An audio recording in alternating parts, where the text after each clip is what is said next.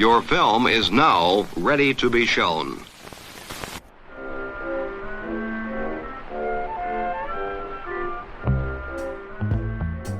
Good morning.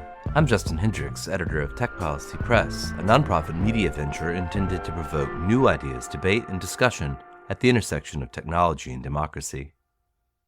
As we documented in Tech Policy Press, when the U.S. Senate AI Working Group released its roadmap on policy on May 17th, many outside organizations were underwhelmed at best, and some were fiercely critical of the closed-door process that produced it. In the days after the report was announced, a group of nonprofit and academic organizations put out what they call a shadow report to the U.S. Senate AI policy roadmap. The shadow report is intended as a complement or counterpoint to the Senate Working Group's product. It collects a bibliography of research and proposals from civil society and academia and addresses several issues the senators passed over. To learn more, I spoke to some of the authors and signatories. I am Sarah West. I am the co-executive director of the AI Now Institute. Nasser Eledroos. I'm the policy lead on technology at Color of Change. Paramita Shah. I'm the executive director of Just Futures Law. Cynthia Conti-Cook, director of research and policy at the Surveillance Resistance Lab. Last week, Senator Chuck Schumer released the much-awaited Senate AI roadmap on AI. This is the result of 2 briefings for senators, a classified briefing, 9 AI insight forums, and I assume some work by staffers. You all were not impressed. Sarah, what did you do next? We were definitely, I think, not impressed with where the roadmap landed, nor with the entire process that led up to it, which hinged around the hosting of a set of closed-door forums at which industry players had a really dominant presence. And I think that industry-driven focus is really reflected in the roadmap as well as the lack of legislative movement that accompanied it.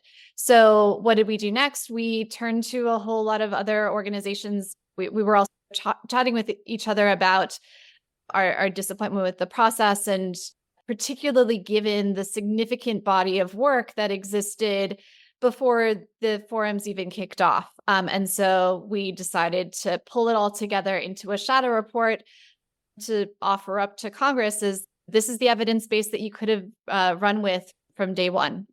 I think the first thing to note, importantly, jumping off of what Sarah just mentioned, is that a lot of us, we were very, very fortunate. Color of Change was very fortunate to be in the room in one of these insight forums, but a lot of the organizations who drafted this and signed on to this shadow report actually weren't even included to begin with. There were a chorus of voices that represent a diverse set of people across the country who have been impacted directly or indirectly by AI technologies, who just weren't even given the opportunity to have their voice heard in the Senate chambers.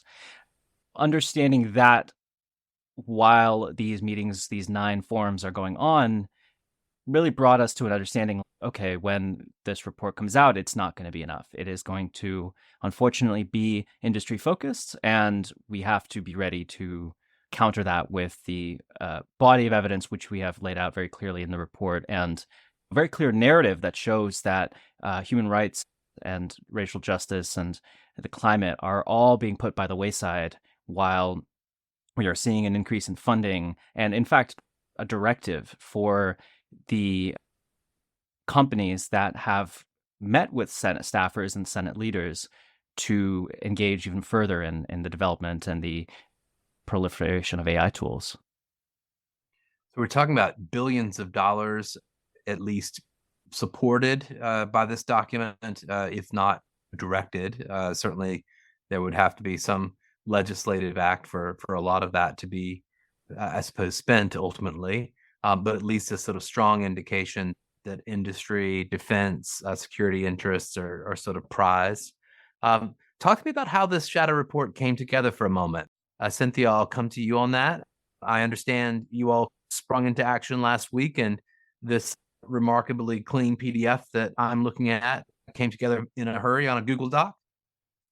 That's right. We used the time that we had to come up with something as powerful as we could. I'll say that in addition to the document that many corporate dollars bought and the corporate theater that they also bought a crucial period of time in which Congress could have acted.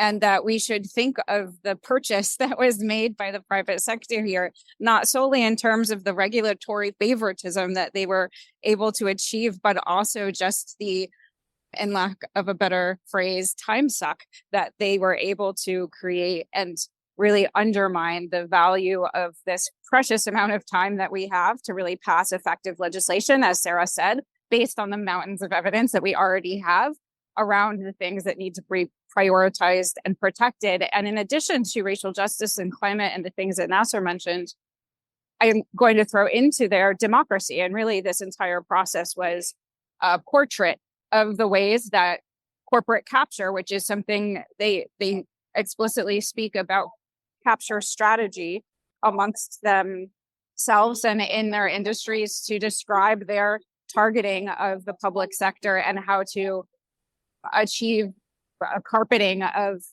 corporate tools across public sector systems. And so I just wanted to add to that they were able to purchase a great deal of delay with this report from Schumer and the Senate. And what we did was respond to it with really an accumulation of conversations that we've all already been having, some of us for as many as like 10 years, really about what kind of regulation and legislation and really bright lines we need to be able to ensure that the amount of money that's coming into the public sector doesn't really predate on members of the public in the ways that we've already documented it has. And the other aspect of that timeline that's really important, as the report shows, is that many other countries have acted and that the US is really in the hot seat. And what did it do with that hot seat but just sit and wait some more? From the outset, Senator Schumer said that the North Star for this entire exercise was innovation. So everything was going to be more or less towards that goal. If you had to set a North Star, if you could have gone back and convinced Senator Schumer perhaps to frame things differently, is there a word or a phrase that comes to mind? I wish that he had forefronted civil rights and accountability in the report. There was just a complete lack of awareness about how powerful technologies like AI and machine learning impact and will essentially automate some of the most significant decisions in a person's life. And what I really was hoping to see from this report was an acknowledgement that was going to happen, that the senators understood that, instead of, I think, trying to appease corporate concerns about losing market shares in government. Instead, he really just pushed forward on an agenda to automate these decisions. And what I'm thinking about is the area that I work in is in immigration, and DHS is already an early adopter of these technologies. The Department of Homeland Security has been, under current law and under the regulations, is going to be leading a lot of the implementation. And, that impacts at one point or another 46 million non-citizens in the United States. And so the scope and scale of the types of technologies that will be deployed on communities is really significant. And the inability to understand why privacy matters, why civil rights matters was something that really popped out in this report. And it showed how little actually they know what the impact will be, because these decisions will be part of whether DHS will deport or detain or separate families, whether they're going to naturalize someone, whether they're going to protect someone from persecution or torture. Those are life-changing, life-altering decisions. And I was honestly a little shocked that I didn't see more of that kind of acknowledgement that those things matter. One of the only mentions, I believe, of immigration, at least in the part of the report that encourages different consideration of legislation funding, is on the idea of encouraging high-skilled STEM workers. It doesn't seem to be much of an interest in the topic of immigration in the broader report itself. Yeah, that's absolutely right. And it was also in the executive order, it was a little bit framed that way, also in like these new civil rights regulations. There's definitely an acknowledgement that innovation matters. And I'm not trying to get in the way of innovation. What I'm trying to do is to acknowledge and set up essential safeguards. And it feels really odd that the word public interest was lost in this report, that the contracts, the social contracts that we have with impacted communities and society in general was lost in favor of corporate interest. And he could have done so much more with this. I think he could have really aligned himself with the right values along with good innovation, but he chose to go in a different way. It was just truly disappointing for me, who's seen actually DHS use very powerful technologies over the last 20 years, continue to allow this kind of exploitation of data, exploitation of communities in this way. Sarah, I want to come to you. I sat on a panel with Amba Kak last week talking about the roadmap, who pointed out that one of the main things that appeared to be missing conceptually from the Senate's report, which you cover in your shadow report, is the issue of competition, concentration of power. And I suppose that might be one of the most glaring areas where it seems like perhaps industry had its way in terms of being certain that the scale and concentration issues were not addressed. Yeah, I mean, it's particularly notable given that so much of the thrust of the roadmap focuses on funding the industry, right? The existence of a very heavy level of concentration in the AI market is important because where are those dollars ultimately going to flow under the current conditions?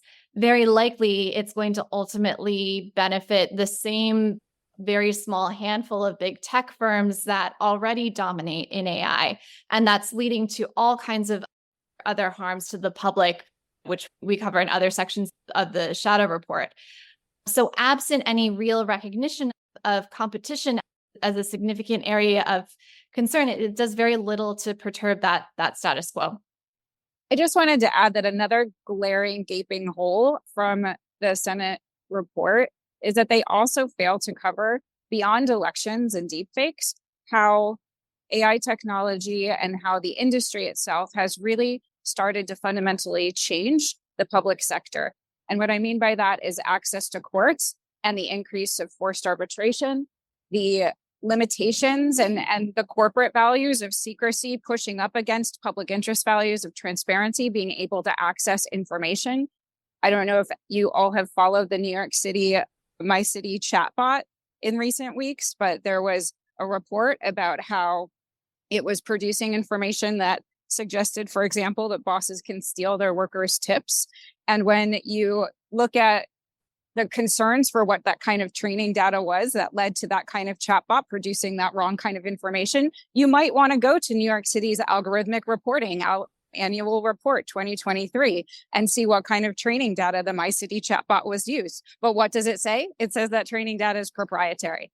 And so we see exactly in that kind of example how industry values of secrecy and control of the information and lack of transparency are coming right up against public interest democratic values that we need in order to make sure that these systems aren't harming us, not to mention the capture strategies targeting public procurement systems and really drastically trying to reform and deregulate the types of safeguards that procurement systems have previously held in order to make sure that, I don't know, a chatbot that is going to completely erode public trust in government communications doesn't get deployed without getting properly vetted.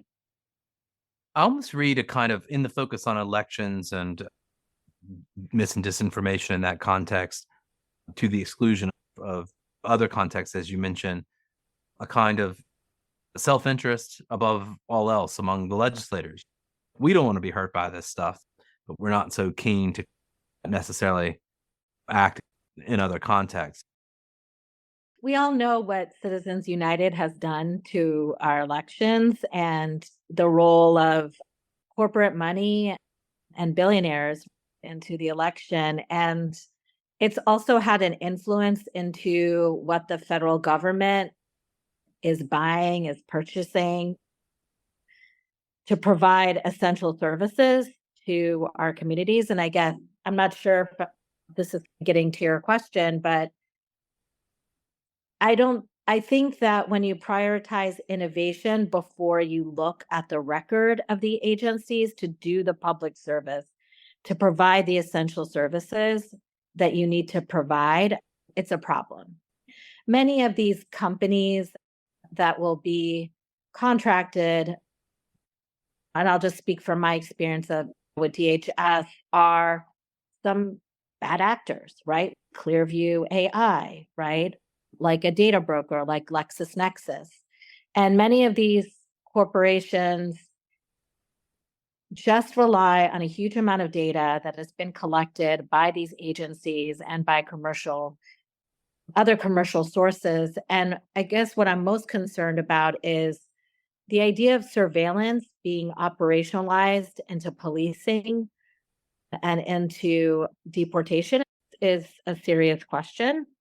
Policing and surveillance is something that we should be more concerned about than I think anybody really has been letting on in this whole debate about AI. We've been stuck in a conversation about existential threats. Are we going to have AI turn into the Terminator?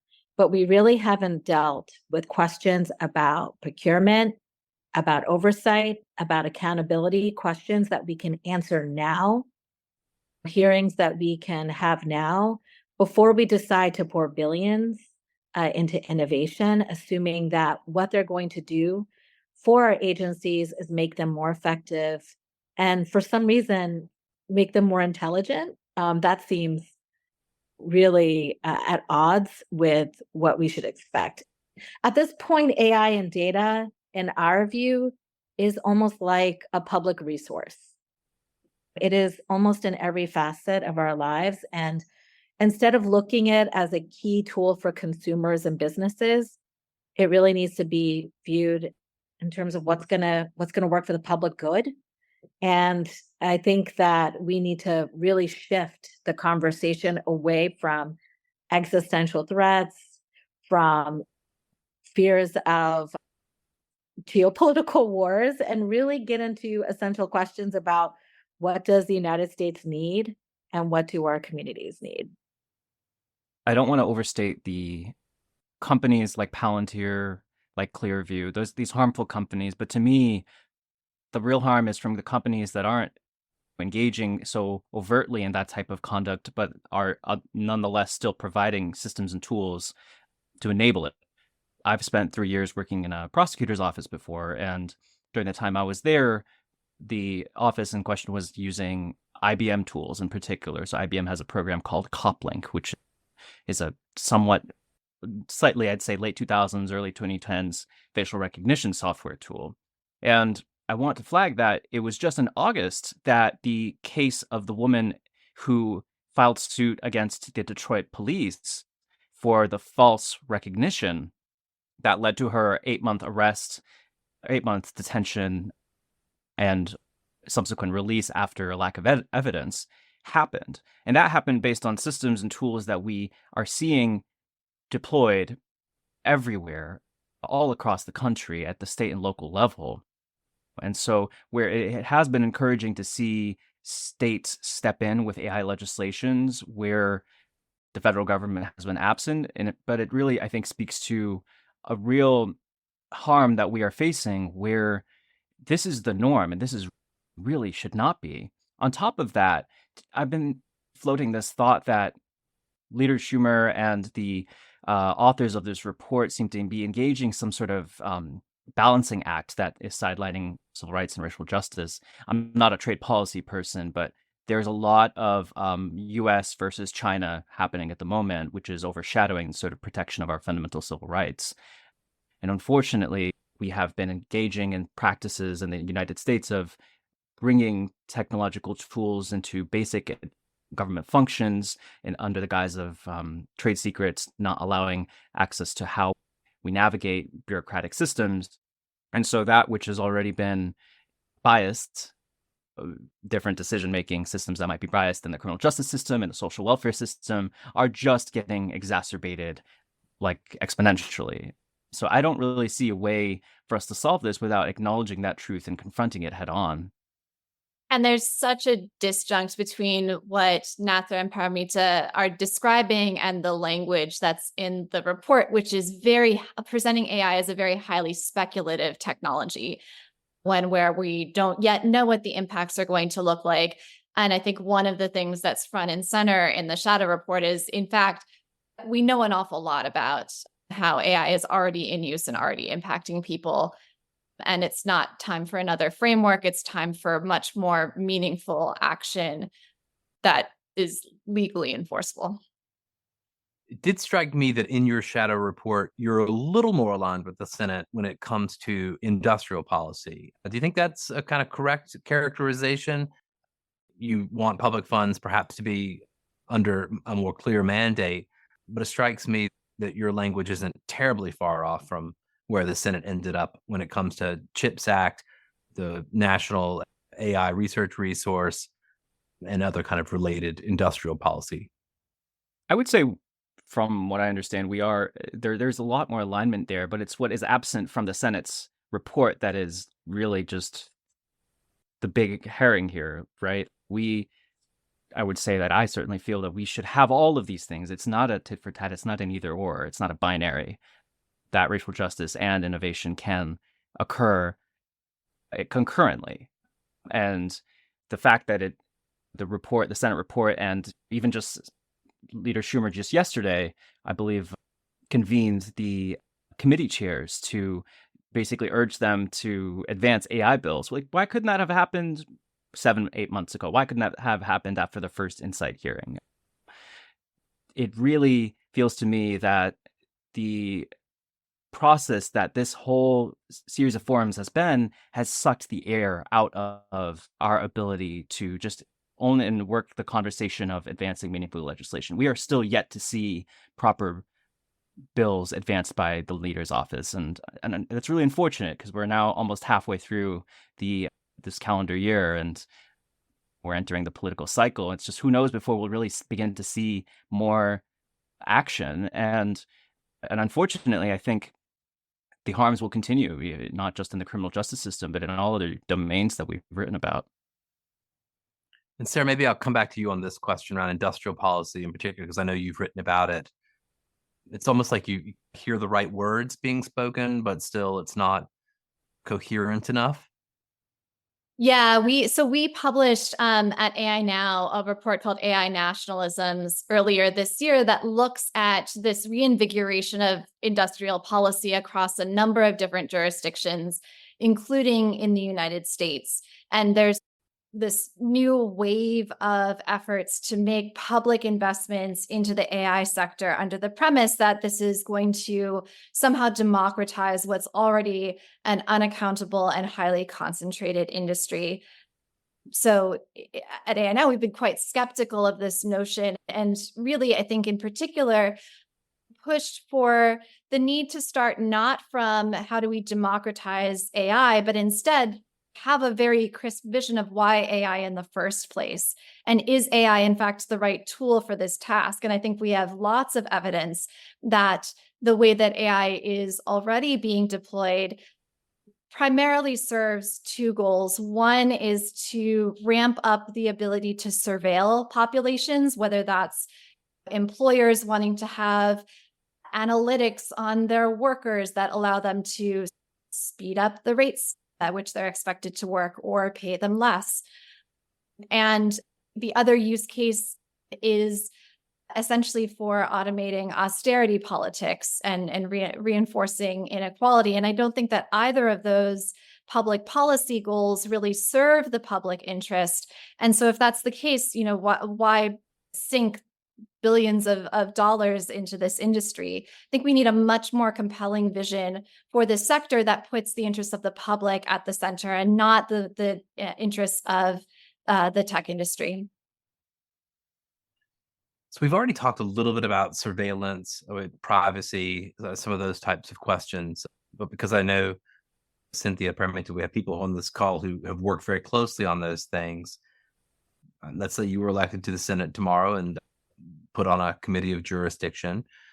What would be the first thing you'd want to interrogate about U.S. policy around artificial intelligence when it comes to questions of privacy and surveillance? And it strikes me that it's almost like a catch-22. Most AI technologies are somehow fundamentally surveillance technologies. It becomes very difficult to disentangle how to use the technology at all without increasing generally the amount of surveillance that's going on. I guess I would focus on what we already know, in addition to the immigration system that has already, as Paramita said, been an early adapter. The criminal legal system has already been using a lot of these technologies for quite some time, and there are problems with them. And we can look to and map what we can project about future problems onto the problems that we've already known. For example, DNA probabilistic genotyping software has been in use in the criminal legal system for about a decade, more than a decade already. And we already know that there are fundamental problems with how those systems are procured, with how those systems are tested, how they are used in the courtroom, and with the companies coming in and claiming trade secrets to not let defense experts actually understand how a system came to a conclusion that the courts are trying to use as evidence against someone in order to send them to court. Years ago, I did an amicus brief in a case where the company was literally putting the years that a man was facing in prison against its 3 years of R&D and investment, and trying to argue that its R&D and investment and meant that its trade secrets were more valuable than the search for truth about whether the conclusion that system made about his presence at a scene was accurate or not. And so we can already map from the problems that have been very well documented in the criminal legal system and the immigration systems in particular, and understand the types of problems we can foresee. And we are also already seeing these problems persist in benefits cases, and we're seeing them persist in all sorts of places where the public good, the digital public good, has really been designed by police and the private sector predominantly, and where the public interest in having a social safety net that doesn't come with a surveillance tax is really cornered and minimized in the conversation, if not completely dismissed. If I could go and be on that committee, I would be asking questions about what are the terms of suspension and termination of AI technologies that we know are biased and are not acting in the way that they are intended. When are we going to decide truly that they're actually needed to enhance or provide better services for our communities? I'd be asking questions about monitoring. I'd be asking questions about transparency. How do we know that the contracts that are being made by these companies with our federal agencies are actually transparent? So many of them, in our experience, are redacted for trade secret reasons. Why can't I look at the contract and understand what our governments are buying from these corporations to understand why they're needed? And I'd like to really understand why and add in more voices to this conversation that Senator Schumer has been having, which is a conversation about insights that included very few civil rights activists, very few impacted people. And I would want to, I think, expand that conversation to bring in more voices to actually have a public conversation that isn't set at the level of a DC insider game. And so I think that's where I feel like I would be putting my energies into that, because I think you're right. AI is a surveillance technology, but I think what we're forgetting is that the companies have been surveilling us through commercial products for a very long time. And through this kind of surveillance, we really just need to understand what's under the hood. And then we need to understand what is a true accountability measure that will bring them to task instead of giving them a longer leash. And I think suspension and termination of these technologies is truly a good one. If there is a record of violations, why can't we actually ask why they shouldn't be suspended? And when it comes to products like Palantir, like Clearview AI, where I think the kind of like the worldwide condemnation of some of their products is real, where fines have been levied against these corporations, I don't understand why we would contract.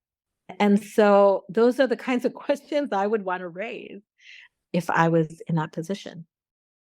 One thing that is addressed in the Senate roadmap that you spend a little less time on, and I think lump in a bit more with your focus on competition, is intellectual property, copyright, some of the kind of questions around those issues. Should I read your handling on those things to be a little bit more assent to the Senate's concern about those things? It does seem to me to be a good thing for Senate committees to be looking at very closely. A lot of the key questions are bound up in those problems. So, for example, just recently, OpenAI released this statement saying that they need to talk about data training principles and to announce a program to let creators opt out, which I think speaks, if I were on a committee like that, I would begin to ask more stringently what sort of principles are transparency principles are AI companies going to be designing into their actual models and systems. We highlight the banning of ChatGPT in Italy for a reason to begin with, right? And that, if I remember correctly, was in no small part due to how creators had their information used in the system without really knowing where it was coming from. There really should be a way for all people to have their works opt in rather than opt out. And so a lot of what I'm thinking about with this stuff is like, how do creators get rewarded? How do creators understand what's going on with content in the large language models? And in a way that's accountable to them getting compensated for this use of it, because we're seeing these models being built in a way. Just the other day, I saw someone selling Claude Monet's paintings, Redux, and you look at it in detail and it's, oh, that's actually AI, but if you were to just see it in passing, you would not have known that. Think of that, but times a billion with all of the creators, particularly Black and brown content creators on the internet, and you're finding yourself in quite a travesty.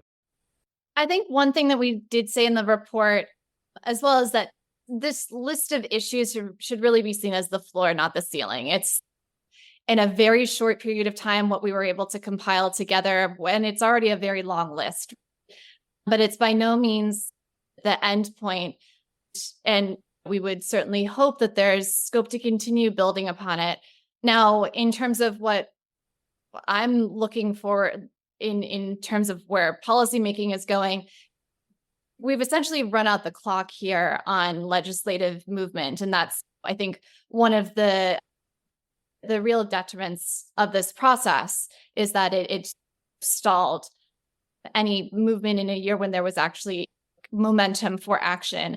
That said, I think that there are other fronts that we can look to. I think that labor organizing has really formed, in many respects, the front lines of policymaking. Community organizing is the front lines of policymaking. And so I think other mechanisms for being able to push forward on seeking accountability have been and remain really critical to AI governance. It's just a shame that Congress has run out the clock in this session. A few years ago, I represented a man who was in prison, and he, along with a few others, had realized that the risk assessment tool that was created it was the Compass tool, that they realized that there was one question that seemed to be determinative of whether or not they were given a risk score that recommended them for release or not. And one of these gentlemen wanted to to do a freedom of information request from the prison system, specifically, directly, wanted to access the training manual to understand how the counselors were supposed to answer this question because it was rather nebulously worded. It was asking something like whether this person has notable disciplinary history. And many of the men that I was speaking to at that time had been in prison for decades, had been in prison since they were very young, had maybe 5 to 7 years of some disciplinary activity, and then in their 40s and 50s and 60s were obviously not that in their older age, they were slowing down in many ways and were also just maturing and changing. They wanted to understand how their counselors were coming to different answers. And so they tried to do this freedom of information request. And what the counselor and what the prison responded with was that it was a trade secret. And so when we're talking about intellectual property, there's the concerns about protecting artists and there's the creativity and all of that. But there's also just a fundamental way in which the states, which are already strongly incentivized to be secretive about how they go about decision making, how trade secrets and the buffer of privatization really lends itself to yet another layer of secrecy that, especially when you're operating in those systems like criminal legal systems, they really strongly operate to continue to support the state's ability to be very secretive about how it makes decisions. And in the end, we were able to get the manual. The answer was not that elusive. It was still a pretty nebulous concept that they were trying to get an answer to. But it was a really interesting process in terms of just how fundamental the introduction of so many private vendors into the public sector is changing the way that we can expect information from government. Have you had any response either from senators who produced the roadmap to which you replied or other response? I've seen great press coverage, of course. So we haven't had a response from the senators. I don't know that we were necessarily expecting that, but I think one of the places that was most heartening is seeing the response from other organizations, and particularly when we opened this up for sign-ons, to see the very wide range of types of organizations who signed on and are continuing to carry the work forward. So if perhaps Senator Schumer and the Gang of Four who put together the Senate's roadmap hope to galvanize activity around AI, perhaps they have done so, perhaps just not in the way that they intended to do. I appreciate all the effort that you all put into this in a very short time, and I appreciate you talking to me about it today. Thanks for having us. Thanks for having us.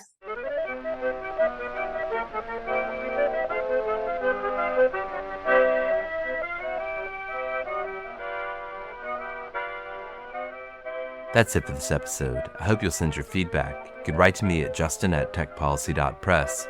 Thanks to my guests, thanks to my co-founder Brian Jones, and thank you for listening.